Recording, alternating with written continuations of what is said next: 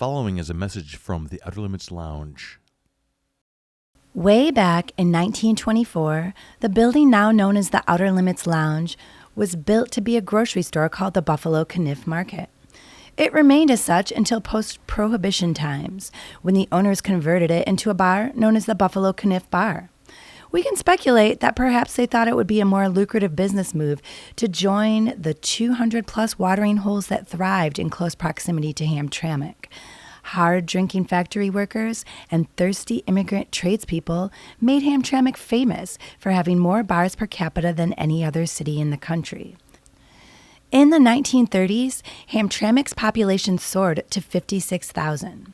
By comparison, today the population is a cozy 22,000. A good lot of those people made corner bars their home away from home. The drinking continued at the Buffalo Caniff Bar until the 1960s, when it changed ownership again and became the Bruno Bar. No relation to Bruce Willis. And then later again in the 1970s, when its newest possessors renamed it the Bobolink Bar. No relation to Bobolink Island. In 1982, it was sold again and purchased by its most renowned, colorful, and well-loved proprietor, Joseph Philip Labrie. Phil, as he was known, changed the name of the bar to the Outer Limits, capitalizing on the bar's unique location right on the very border of Detroit and Hamtramck. He had the classic slogan, "Hamtramck, a touch of Europe in America," painted on the side of the building. Phil was an integral part in founding the Hamtramck yacht races and the beloved Bar Decathlon.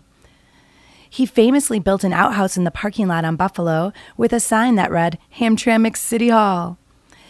By the early 1990s, Phil had purchased the old house next door to the bar and had it transformed into a functioning wedding chapel. He, an ordained minister, joined many a drinker in holy matrimony. Another beloved tradition that Phil maintained was the annual performance of the Untamed Fantasy Show, an unparalleled all-male exotic dance revue that would grace the stage of the Outer Limits every autumn. Their choreography was said to be extremely complex and groundbreaking for its time, and in 1994, it proved to be fatally ambitious for one of its core members. Witold Vic Powalski was as famed for his luscious locks as he was for his limber loins. But one tragic October night, he took it to the limit for what proved to be the very last time. During the group's infamous closing number, Dance to the Song It's Raining Men, Powalski leapt from the stage crotch first in an effort to wrap his stout but tremendously powerful legs around the existing support beam you see here today. It was a move he had landed without flaw time and time again, only this time Vic launched himself full force at the beam just after an unwitting patron had placed an empty beer bottle on its ledge. The force of Powalski's thighs crushed the bottle on impact, creating a shard that severed his femoral artery. A gruesome spray of blood showered the patrons. The entire bar became awash in poor Powalski's blood. He screamed in agony as he was drained of all life. I was showered in a gruesome spray of blood.